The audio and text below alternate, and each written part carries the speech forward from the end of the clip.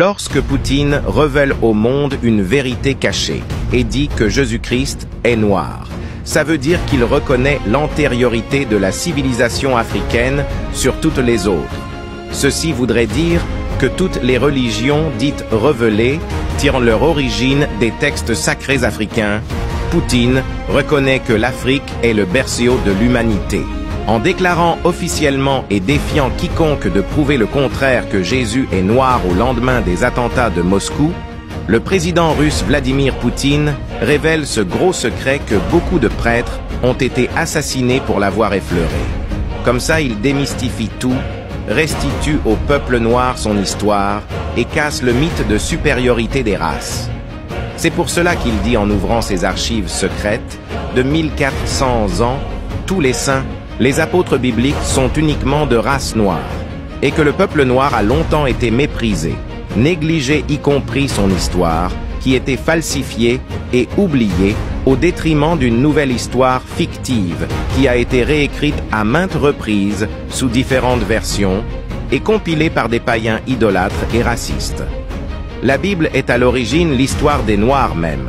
Elle a été blanchie, falsifiée et détournée par des personnes extrêmement racistes, mal intentionnées. Le peuple noir est le peuple élu du Créateur unique. La voie à suivre est celle de la vraie spiritualité authentique du peuple noir, la race originelle. Donc bonjour à tous, on reprend le chapitre sur les chiffres qui sont vachement importants pour comprendre pas mal de choses. L'égyptologie, Bibélé, Kulumuna, le Coran, etc. Et il y a aussi plein de choses. La numérologie, c'est la base, entre guillemets, c'est la base. Donc, en tout cas, c'est la base. En tout cas, pas beaucoup de personnes en fait veulent étudier cela, mais vous allez voir que c'est très très important de comprendre la signification des chiffres. Car dans les chiffres est relié pas mal de choses. Et c'est ce que nous allons voir avec, vu qu'on a vu déjà du chiffre 0 à 7, on va voir que décèle derrière ce fameux chiffre 8.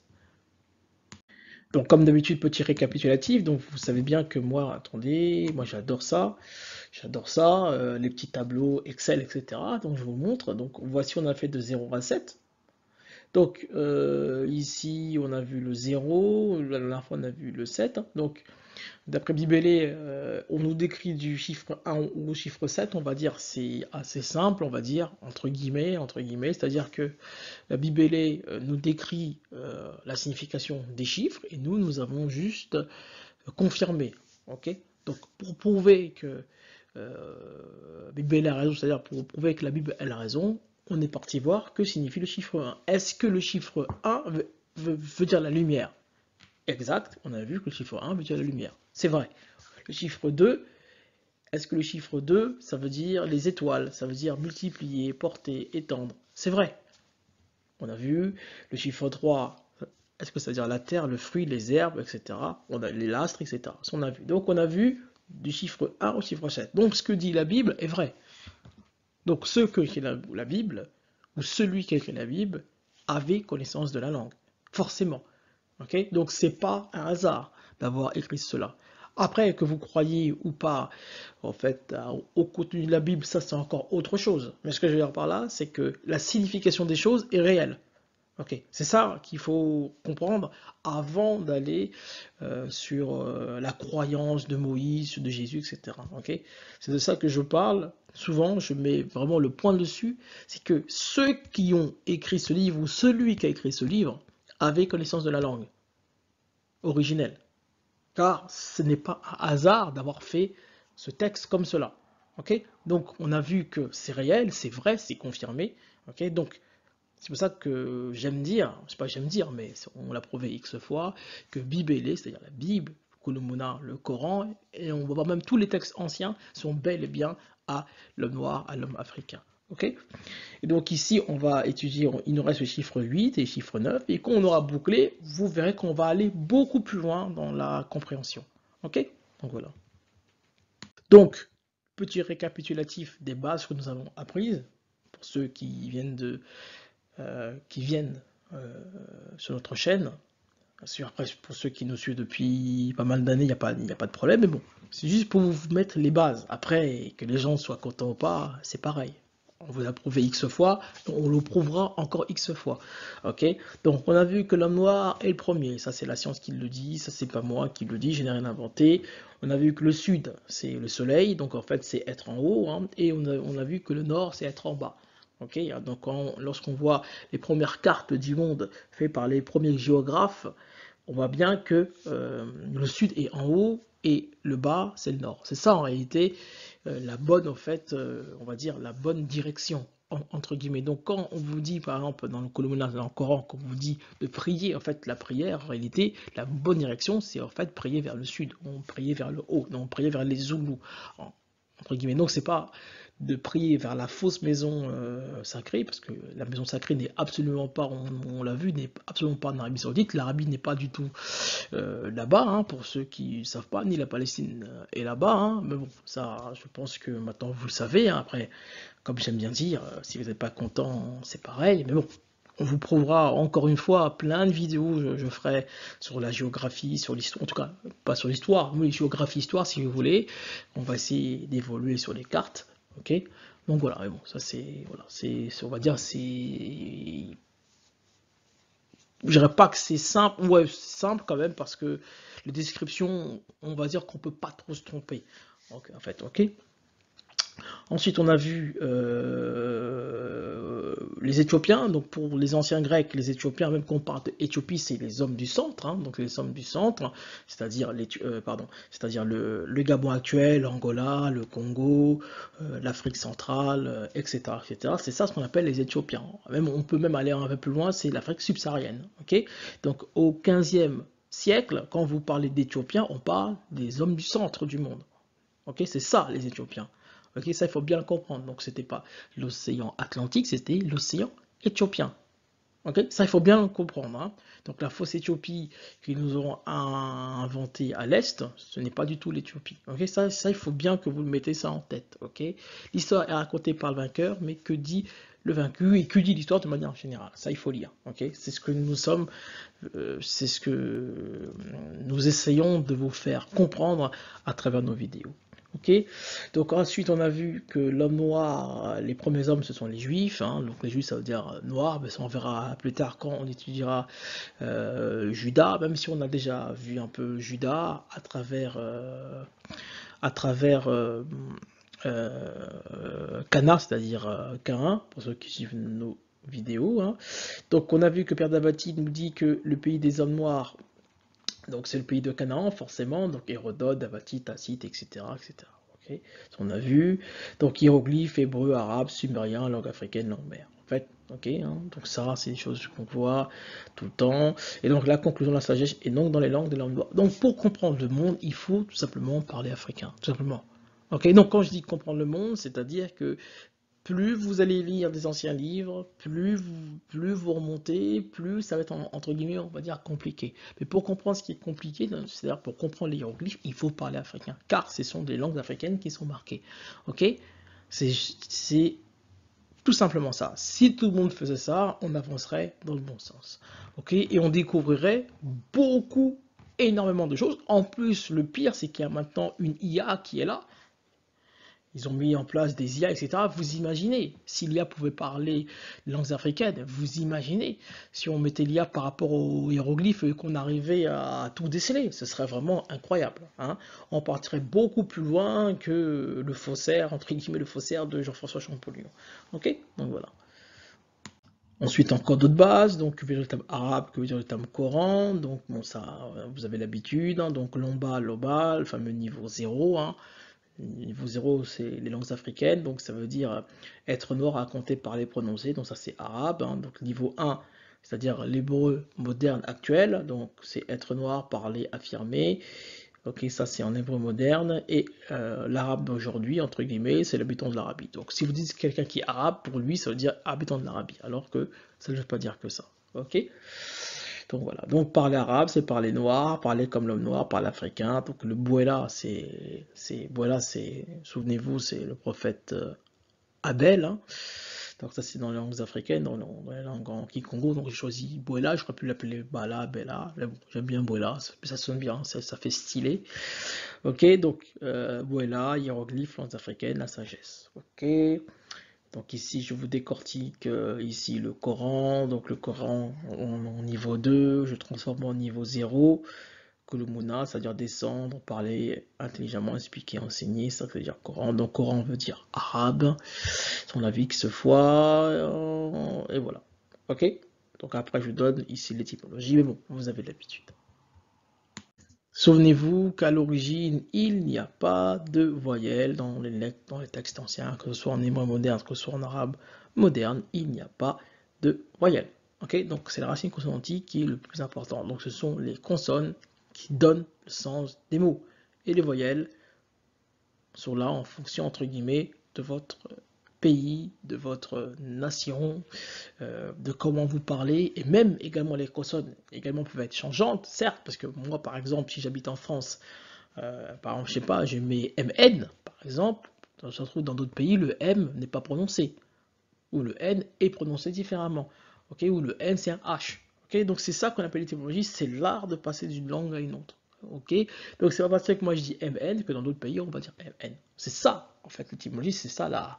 Ok, et c'est ça que nous avons vu, et quand on remonte, ça remonte en langue Congo, Congo qui veut dire roi, qui veut dire royaume, comme par hasard. Hein.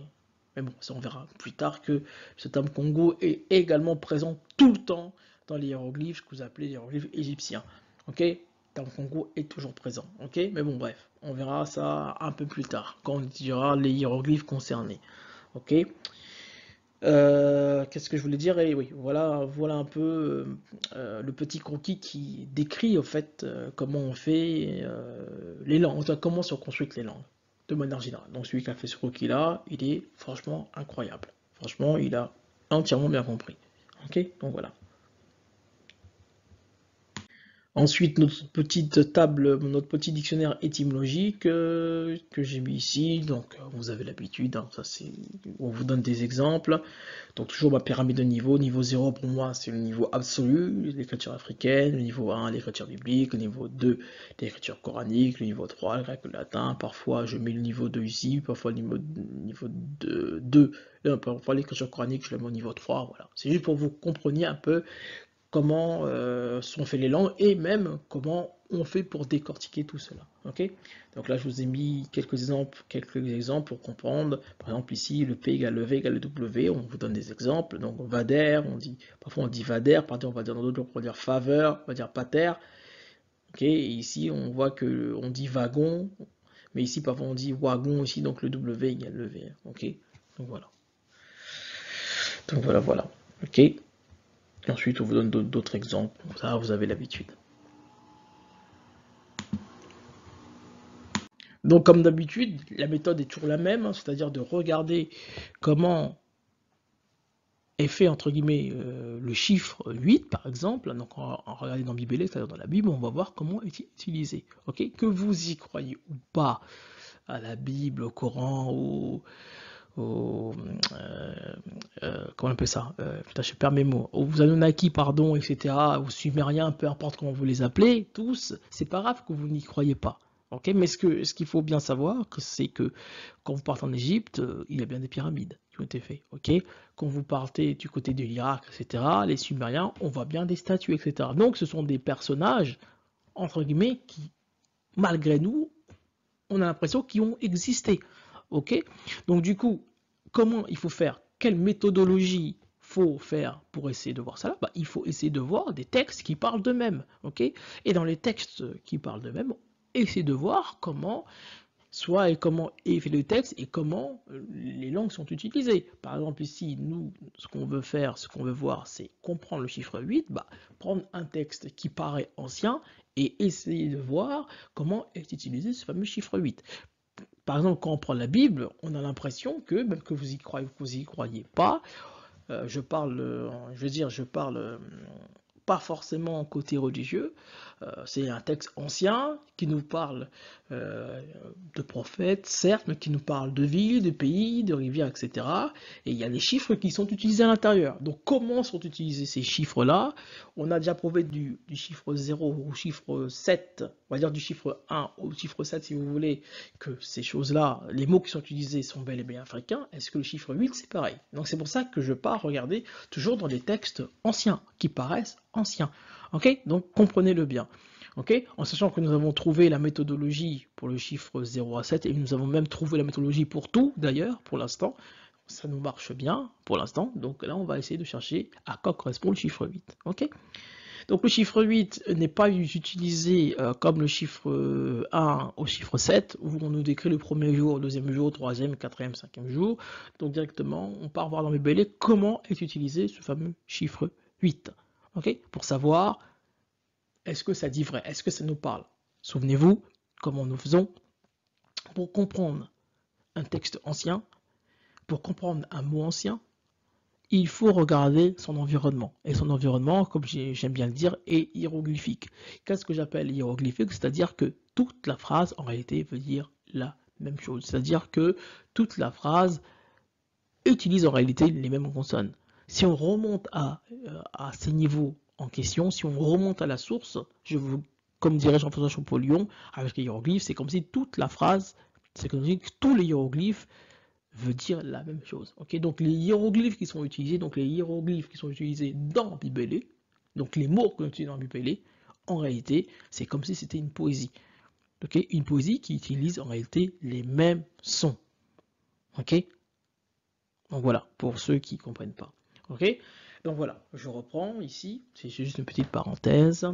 Donc ici, regardez. Donc ici, on voit le 8e. Bon, le 8e jour, tac, il nous dit qu'il y a un premier-né, il nous dit, tu me le donneras. Bon, le 8e jour, il est entouré du terme donné, donc 8e jour, peut-être ça veut dire donner. Ok, on poursuit. Puis Dieu donna la circoncision, donc 8e jour, circoncision, 8e jour, circoncision. 8e jour, circoncision. Ok. Ensuite, on continue. Le 8e jour, on prendra 2 agneaux sans défaut et une brebis d'un an sans défaut. Donc là, on voit, on parle 8e jour, on parle des choses qui sont sans défaut. Ok. On nous parle également de 2. Ok. Donc, comme une espèce comme une espèce d'alliance, entre guillemets, bref. Donc, défaut, etc. Ok. 8e jour, on parle du circoncis. Ça recommence. Vous voyez bien que le 8e circoncis. On continue, 8e jour, on célèbre la fête pendant 7 jours et une assemblée solennelle. Donc là, on voit le chiffre 8 est autour de cette fameuse assemblée solennelle ici. Le 8e jour ici, Moïse à plat. Bon, là, c'est pas, on va dire là, ça ne saute pas aux yeux. Peut-être on peut dire que le 8e jour est accompagné de appeler. 8e jour là, c'est assemblée. 8e jour là, c'est apporter. Donc là, vous voyez bien que le 8e jour est toujours entouré des mêmes choses. Apporter, donner, engendrer, circoncis, assembler, alliance, on a l'impression. Voilà, vous voyez dans quel environnement est le chiffre 8. Vous voyez bien que il est toujours mis, en fait, dans le même contexte. Vous voyez bien que c'est assez bizarroïde. Ok ? On poursuit là, donc on va aller 8e, circoncis, 8e apporté, ici 8e purification, 8e purifié, etc., etc. Et regardez ce que j'ai trouvé. Donc du coup, à quoi est associé le chiffre 8? Circoncié, sacrifié, purifié, alliance, prêtre, etc. Okay. Est-ce vrai? Est-ce que le chiffre 8 veut dire cela? En fait, le chiffre 8, quand on a dans le chiffre 8, c'est ça toujours qu'on parle. Circoncision, sacrifice, purifier, alliance, prêtre, apprendre, apporter, etc. Ok?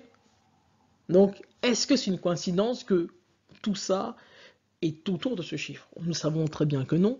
Nous savons très bien que c'est hiéroglyphique. Nous savons très bien que ces mots veulent dire le chiffre 800. On l'a prouvé dans X vidéos. Mais c'est juste pour vous dire que ce n'est pas un hasard, tout ça. Parce que là, en fait, c'est en français. Là, c'est en latin. Après, ça va être en grec. Après, c'est en hébreu moderne. Après, quand on monte de niveau, le niveau absolu, les langues africaines, ils vont complètement vous, vous prouver que ce qui est utilisé est réel par rapport au chiffre 8. Ok? Comprenez-le bien. Maintenant, regardez comme on dit en Kikongo Lingala le terme 8. On dit le terme Mwambi. Mwambe. Mwambe. Regardez ici. Vous voyez bien que le W est parfois remplacé par un O. Donc quand on dit semi-voyelle pour W, c'est réel. Quand on dit que le W est une semi-voyelle en français, bah, regardez ici, une semi-consonne. Regardez ici, vous voyez bien que le W en lingala Kikongo peut être remplacé par un O. Okay, donc ici, étymologiquement ici, si on regarde ce terme ici, c'est le même terme ici, mais regardez ici, hein, vous avez M, M, B ici. Si on regarde les racines consonantiques, on sait que le M est nasal. Donc on peut l'enlever le M, hein, on peut l'enlever, mais regardez ici qu'est-ce que ça donne. Kemba. Vous entendez le Mba à la fin, Kemba. Regardez ce que ça veut dire. Monceau, troupe, bande, troupe, groupe, tribu. Mais n'est-ce pas ce que nous avons dit tout à l'heure sur le chiffre 8? Kemba, troupe, groupe. Souvenez-vous. Quand on a parlé d'une assemblée, ben une assemblée c'est une troupe. Regardez ici comment c'est précis. On continue Kemba. Regardez ce qu'on nous dit sur Kemba. Une paire, un couple par couple. Souvenez-vous, qu'est-ce qu'on a dit tout à l'heure avec ce fameux chiffre 8? On nous dit à un moment donné que le chiffre 8, quand on parle chiffre 8, on nous parle également de 2. Du chiffre 2. Et regardez ici, on nous parle du pair, du couple par couple. 2 à 2. Kemba, le chiffre 8. On continue. Kemba, honneur, respect. Anneau. On va encore plus loin. Plaie, blessure, stigmate, cicatrice. Une cicatrice. Qu'est-ce que c'est? Bah, lorsqu'on fait une circoncision, en fait, c'est comme si on coupait, entre guillemets, une partie d'une pénis. Mais en faisant une plaie, entre guillemets, regardez ici, c'est comme si vous, c'est comme si vous mettez une plaie, une cicatrice. Et regardez ici, une blessure, Kemba. Donc le fait de circoncier, quand on dit la circoncision, vous dites en fait, vous dites directement 8. Ok? Et ça, les langues africaines vous le montrent encore une fois. Ok? Vous voyez bien que ça dépasse l'entendement. Ok? On poursuit, donc on va un peu plus loin. Donc là, on a le poireau, donc ça ne nous intéresse pas. Là, regardez, sûreté, certitude, sécurité. Ici, on continue, hein, la ligne, le rang, les fils, le front, etc. Regardez ici, Kembana. Là, on rajoute le N à la fin. Donc, c'est le même racine consonantique, sauf qu'on rajoute encore un N. Ensuite, regardez, parler familièrement, ensemble, se dire l'un à l'autre, fonder, illustrer, établir, créer une amitié, une alliance, etc. Donc vous voyez bien que l'environnement du chiffre 8, en réalité, ce sont les langues africaines qui le fournissent. Donc lorsqu'on utilise ce chiffre 8 n'est pas utilisé n'importe comment. Okay? Il y a une loi, une règle que celui qui a écrit respecte. Et c'est ça qui est extraordinaire, ça va extrêmement loin. Et regardez ici, je vous ai mis le terme nzwa, ici le terme zwa, regardez, qui est coupé, qui est circoncis, terme zwa ici, en sachant que le N et le M sont égaux. MN, c'est sont égaux, pompier, pompier. Vous écrivez avec un M, mais ça se prononce pompier. M égale N. Regardez ici. Donc ici, regardez, on a un Zoa ici qui veut dire circoncis qui vient du terme Zwanga. Mais dans Zwa, ici, vous avez le terme Mwambe qui est là. Regardez, le terme Zwa, il est là, ici. Hein. Ok? Donc voilà. Ici, le Zwa ici, regardez, le Zwa ici, ça veut dire circoncis. Mais n'est-ce pas extraordinaire quand même? Applaudissez quand même. C'est extraordinaire. Comment les langues africaines survolent, dépassent l'ibélé, dépassent les textes sacrés, car c'est la langue mère qui parle. Donc forcément, ça découle. C'est beaucoup plus facile pour nous de comprendre dans quel contexte a écrit la personne qui a écrit la Bible. Vous voyez bien que c'est incroyable. Ok, ça partit bien, et bel et bien aux hommes noirs. Donc vous savez bien que j'adore les hiéroglyphes. Ok. Donc les hiéroglyphes, on va dire que c'est les langues africaines en signes. C'est juste ça les hiéroglyphes. Donc c'est les langues africaines en signes. Ok. C'est juste ça. En fait, c'est juste ça les hiéroglyphes, en réalité, les hiéroglyphes égyptiens, pour ceux qui ne comprennent pas. C'est juste la langue africaine écrite en dessin. C'est aussi simple que cela. Ok? Donc, la Bible est africaine, le Coran est africain, tous les anciens livres sont en fait en réalité africains, mais bref, là on parle de la Bible et de l'égyptologie, donc hiéroglyphe égyptien égale africain, Bible égale africain. Donc forcément, si on veut trouver des choses, il faut regarder dans l'un comme dans l'autre. Okay? Si l'un dit quelque chose, l'autre doit dire également la même chose. Est-ce que c'est vrai? Vous savez très bien que c'est vrai. Et regardez, juste lorsqu'on voit ce hiéroglyphe en question, je savais directement que j'avais raison. Okay? Je savais très bien que ça voulait dire exactement ce qui a marqué dans la Bible. Pourquoi? Ici, souvenez-vous, ici, le hiéroglyphe ici, à quoi ça nous fait penser? En fait, ce hiéroglyphe en fait, nous fait penser directement à celui qu'on appelle, celui qu'on a déjà étudié un tout petit peu, c'est-à-dire à Amon-Ra. Et oui, dans Amon-Ra, il y a Y5, qui est ici, le fameux damier jeu de 7, d'après l'égyptologie. Hein. Souvenez-vous qu'on est parti beaucoup plus loin que l'égyptologie, ça veut également dire assemblée, ça veut également dire troupe, ça veut également dire armée. Ça, c'est des choses que nous avons vues avec Amon-Ra. Okay. Ici, nous avons l'eau, donc valeur phonétique ici N, le fameux N35, l'eau. Bon, on a vu l'eau, l'océan, parler, diffuser, etc. Donc on confirme ce qui a été mis par l'égyptologie et nous allons beaucoup plus loin. Mais ici, Amon-Ra, ici, à la place ici de ce signe, ce fameux AA1 qu'on a un peu étudié, qui veut également dire la Lune, okay, on l'a vu, on a un peu vite fait vu avec celui qu'on appelle Khunsu, le fameux dieu de la lune, entre guillemets, le voyageur, on l'a vu dans une ancienne vidéo, je l'ai un peu abordé, après je ne suis pas allé trop dans les détails. Ok, eux ils disent c'est placenta, chose qu'ils n'ont pas tort, bien entendu ils n'ont pas tort, mais si on va beaucoup plus loin dans les langues africaines, ça va également dire la lune. Ok, d'où le fameux Khunsu. Ok, même si on a vu que ça, Khunsu c'est l'un de ses noms, latin, si vous voulez, même africain, certes, mais on peut aller, on a vu l'autre jour qu'on peut aller beaucoup plus loin. Ok, il ne s'appelle pas que Khunsu. Ok, bref. Et donc, si on remplace ce fameux hiéroglyphe AA1 par le roseau, ça nous donne Amon. Donc finalement, ce hiéroglyphe en question est quasiment le portrait craché de Amon. Ok, okay. Sauf que à la place du roseau, ici, on a le fameux AA1, la lune ou le placenta, ici. Hein. Donc finalement, qu'est-ce que ça veut dire finalement? C'est comme si finalement, je dis bien, que c'est comme si le chiffre 8 était à l'image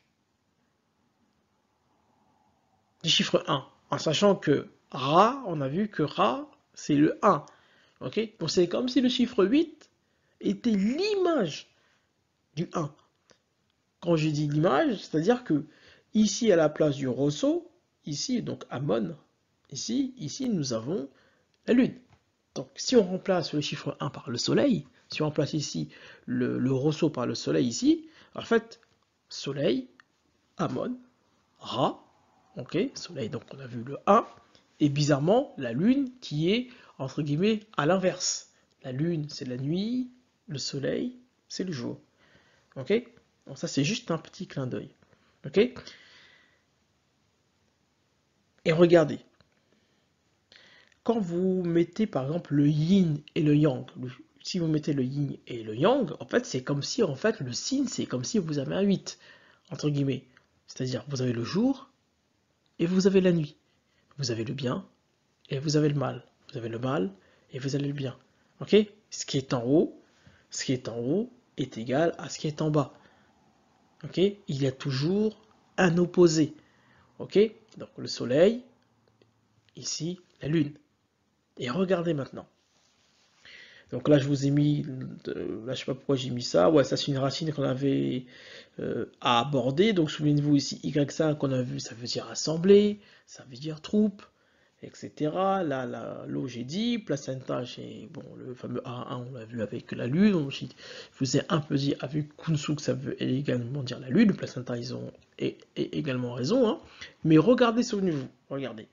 Lorsqu'on part voir ces hiéroglyphes ensemble, car pour ceux qui regardent notre vidéo, pour trouver la signification en fait du hiéroglyphe, en question, il faut comprendre pourquoi les hiéroglyphes sont assemblés. Les hiéroglyphes sont assemblés car les trois combinés, ici, ils veulent dire en réalité la même chose. On veut nous montrer que les trois ensemble ont la même racine consonantique. C'est-à-dire que, par exemple, ici, si on prend par exemple le Y5 égale N35 et égale AA1. C'est pas A1 ne veut pas dire H, l'autre veut dire MN, l'autre veut dire N. Non, c'est que si vous dites que ça veut dire HMN, c'est-à-dire que tous ces mots-là, c'est-à-dire que le AA1 c'est HMNN, le Y5 c'est HMNN, etc. C'est ça qu'en réalité que disait Jean-François Champollion. En réalité, c'est ça en réalité, hein, que tous les hiéroglyphes assemblés, que lorsqu'ils sont ensemble, ils veulent nous montrer que on les utilise en même temps car les trois veulent dire la même chose.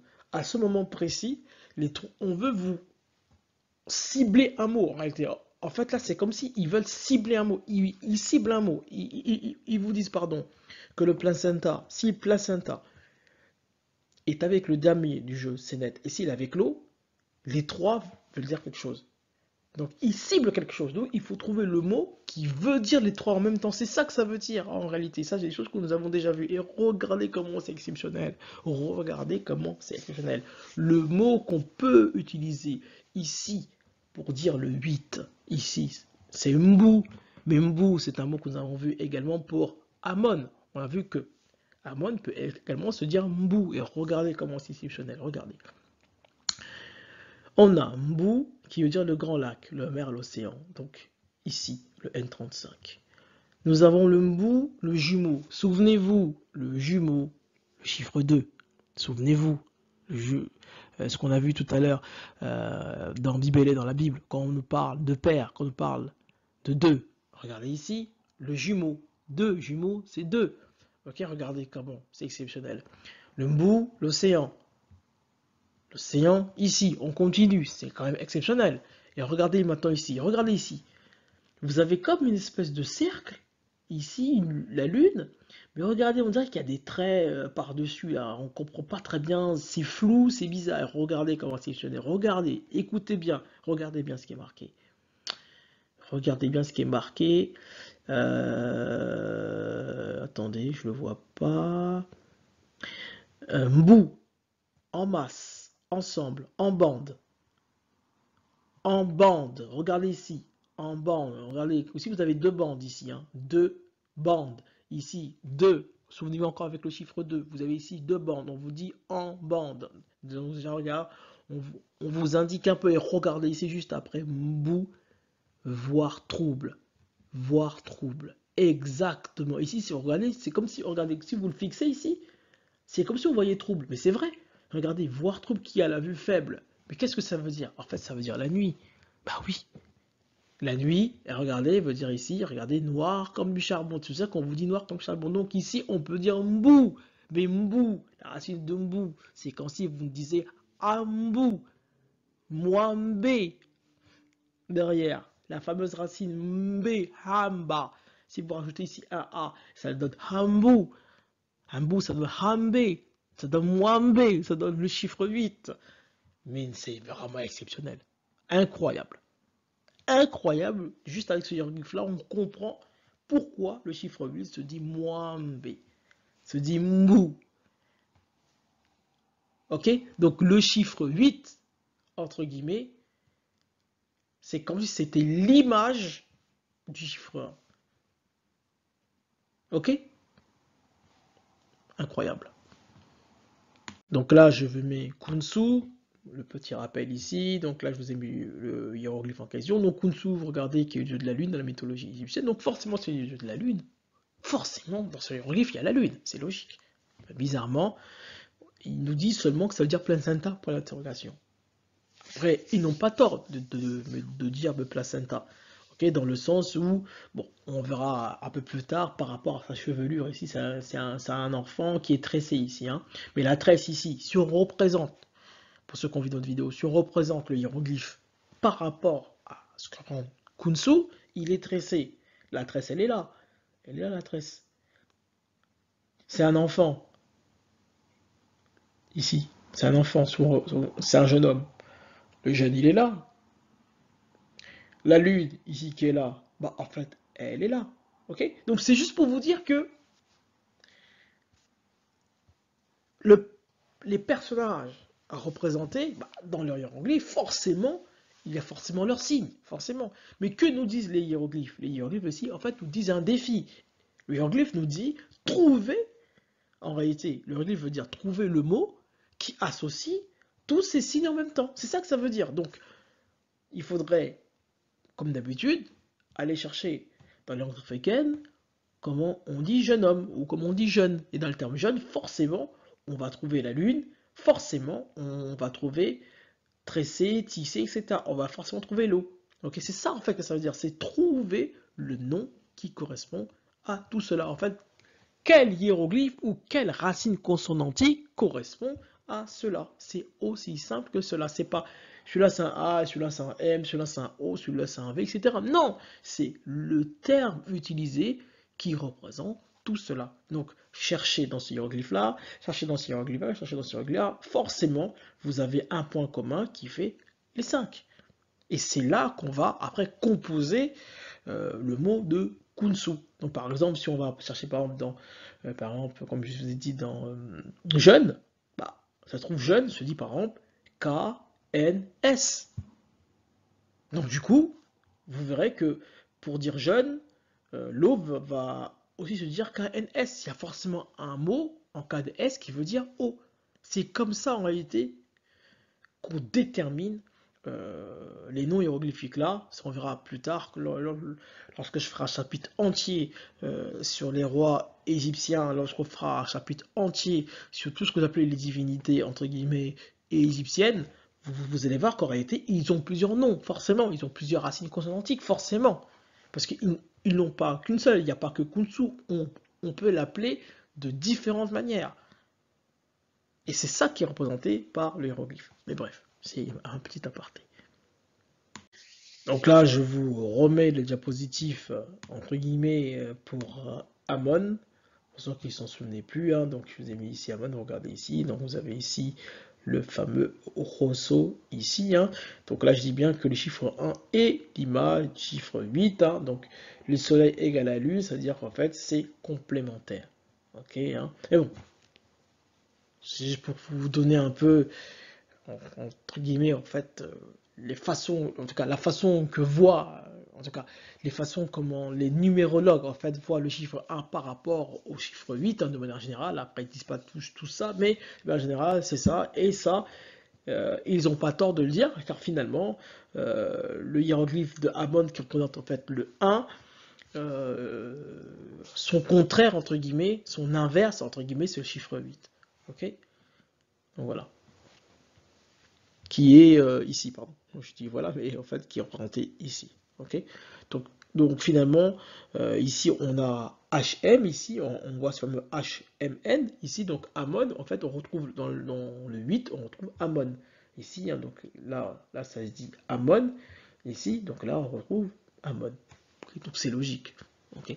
Donc la numérologie le dit, les hiéroglyphes le dit, donc on voit bien que c'est bien en concordance. Donc le chiffre 1 et l'image du chiffre 8.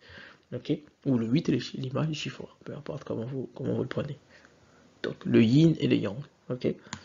Et donc, si on continue un peu avec, entre guillemets, un peu plus la numérologie, entre guillemets, hein, qu'est-ce qu'on nous dit? Bah, regardez, quand on fait 1 fois 1 égale 1, 2 fois 1 égale 2, 3 fois 1 égale 3, etc. Okay, donc quand on multiplie un nombre par 1, ce nombre, en fait, se représente par lui-même. Okay, en fait, c'est comme si le 1, en fait, se suffisait à lui-même, le chiffre 1. Quand on le multiplie par 1, on obtient l'image directement. Donc je me multiplie par 1, bah, le 1 se suffit, mais ça fait directement le chiffre qui est multiplié par le chiffre 1. Donc c'est comme si le chiffre 1 se suffisait à lui-même. Ok? Et regardez ici, si on fait 8 fois 1 égale 8, 8 fois 2 égale 16, regardez 8 fois 1 égale 8, donc on a 8, 8 fois 2 égale 16, 6 plus 1 ça fait 7, 8 fois 3, 24, 24, 4 plus 2 ça fait 6, 8 fois 4 égale 32, etc. Et donc vous allez voir que le 8, en numérologie, le 8 est l'image du 1. Ok? Donc ça part de 8 jusqu'à 1. Ok? C'est extraordinaire. Vraiment extraordinaire. Donc quand on multiplie un chiffre par 8, on retrouve, dans la table de multiplication, on retrouve l'inverse du 1. Ok? Donc voilà. Donc le 8 est l'image du 1, ce qui est en haut est égal à ce qui est en bas. Donc ça c'est la numérologie qui le dit, certains numérologues qui le disent, et c'est confirmé également par l'égyptologie. Ok? Donc voilà. Bon, on a vu notre fameux chiffre 8, et donc là je voulais finir par cette fameuse tablette qu'on verra un peu plus tard, bien entendu, qui est une tablette extraordinaire. On verra également que c'est également un prophète qui est cité dans le Coran, dans le Qulumuna, mais bon, bref, peu importe. On verra plus tard de qui on parle, mais pour vous dire, cette fameuse tablette qui renferme en fait toute l'histoire, entre guillemets, on va dire, de l'humanité, de manière générale, si cette tablette est restée intacte, entre guillemets, si on peut voir les choses, c'est pas pour rien. On verra beaucoup plus tard ce que je veux dire. Mais du coup, ici, regardez ici, nous avons ici ce fameux chiffre 8, ici, qui est là, hein, regardez, ce fameux chiffre 8, hein, ici, et regardez comme par hasard, quand on parle du chiffre 8, forcément, on parle du chiffre 2, ok? Donc ici, on a le chiffre 2, ici, regardez, on a deux personnes qui tirent ces fameux lions, ouais, ces fameux, en tout cas, on a l'impression que c'est deux têtes de lion ici, hein, donc on voit bien, et comme par hasard, c'est tiré par deux personnes. Donc on a vu que le 8 est avec le chiffre 2. Après, lorsqu'on fera la conclusion de la numérologie, vous verrez que finalement, si on regarde bien, le 8 est la réunification du chiffre 5 et du chiffre 2. Ok?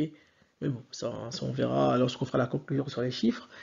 Ok? Et pour vous dire juste ici, et regardez ici, on voit ici la circoncision. Ici, hein. Donc on voit des personnes ici qui ne sont entre guillemets pas circoncis. Et donc on voit ici le fameux roi Narmer qui arrive et qui détruit tout sur son passage, ok, qui détruit sûrement, pas sûrement, qui détruit des personnes qui sont non circoncis, donc non circoncis, c'est-à-dire sûrement qui ne respectaient pas, entre guillemets, la loi, entre guillemets, de Dieu, donc la loi du circoncis, hein, donc quand on parle de Elohim, lorsqu'on parle de l'alliance, etc., donc ces personnes-là n'étaient pas alliées, et donc ils partaient en guerre contre les ennemis, entre guillemets, les ennemis du pharaon, les ennemis de Dieu, finalement, hein. Ok, hein. Donc cela c'était juste pour vous mettre un peu en valeur, de parler un peu de cette fameuse tablette de Narmer. Il y a beaucoup à dire, même si mon confrère Darkshine, lui, il a quand même décrit la tablette merveilleusement, mais bon, il y a aussi d'autres choses à dire sur ce fameux tablette. Il y a tellement de choses à dire qu'elle est exceptionnelle, mais bon. Euh, voilà. Donc, on a vu ce fameux chiffre 8, donc le fameux moins B, MB, un bas, etc. Donc, bizarrement, ça correspond également, on aurait pu aller un peu plus loin, ça correspond également à Abraham. Donc dans Abraham, vous avez également le Mwamba, le Mba. Donc c'est pour ça que bizarrement, il y a eu bien sûr une alliance de Dieu, entre guillemets, avec Abraham. Quand on parle de l'alliance c'est entre Dieu et Abraham. En fait, c'est une alliance, en fait, c'est le chiffre 8 finalement. C'est une alliance, c'est chacun tire le bout de l'un et l'autre. Et si on va encore un peu plus loin, encore une fois, si on parle que de Bible, par exemple, bizarrement, Abraham est appelé souvent l'ami de Dieu. Donc, s'il est appelé l'ami de Dieu, forcément, entre guillemets, bizarrement, c'est son image, en fait, l'ami. On verra plus tard que Abraham, en fait, porte également le terme, le nom de Dieu, finalement. C'est comme si, en fait, Dieu qui était en haut, donc le chiffre 8, ici, donc si on lit le chiffre 8, il est là. Donc c'est comme si Dieu, ici, il était là, par exemple, hein, donc il est en haut, tout ce qui est en haut est en bas. Donc c'est comme si Abraham, finalement, c'était Dieu, finalement, ok, mais représenté ici sur Terre, ok, donc son image, c'est quand même assez étrange que Abraham s'entende très bien, bien sûr, avec Dieu. C'est pour ça qu'on dit souvent que Abraham est l'ami de Dieu. Ok, donc ça c'était juste une petite parenthèse parce que j'aurais pu aller beaucoup plus loin pour le chiffre 8. J'aurais pu mettre, parce qu'on peut s'étaler, je peux durer des heures, on peut durer des heures sur le chiffre 8, mais j'essaie de compacter un peu tout. Ok, donc pour que vous compreniez un tout petit peu, voilà, ce fameux chiffre 8. Hein. Donc voilà, donc la prochaine vidéo ce sera le fameux chiffre 9, vous verrez que voilà, ce sera aussi pareil, entre guillemets, même si là, à l'heure actuelle que je vous parle, pour l'instant, je ne sais absolument pas ce que veut dire le chiffre 9, mais bon, on va dire que j'ai peut-être quelques petites inspirations comme ça. Bon, je pense que chiffre 9 comme ça, je l'ai pas encore étudié. Pour l'instant, pour dire la tête, je n'ai pas encore étudié. Chiffre 9 bon, forcément, ça veut dire la fin, ou on va dire être complet. Parce que si on a le 9 c'est-à-dire qu'on a tout, on a tous les chiffres en nous. Donc sûrement le 9 veut forcément dire la fin, etc. Bon, je pense, hein, pour l'instant, j'ai pas encore vu. Mais c'est juste pour vous donner déjà ce que je pense. Peut-être que j'ai tort, mais bon. Je ne vois pour l'instant comme ça que cela. Après, on verra ce que nous dit Bibélé, etc. Ok. Donc, j'espère que la vidéo vous a plu. Donc, étudions, étudiez. Ciao, ciao.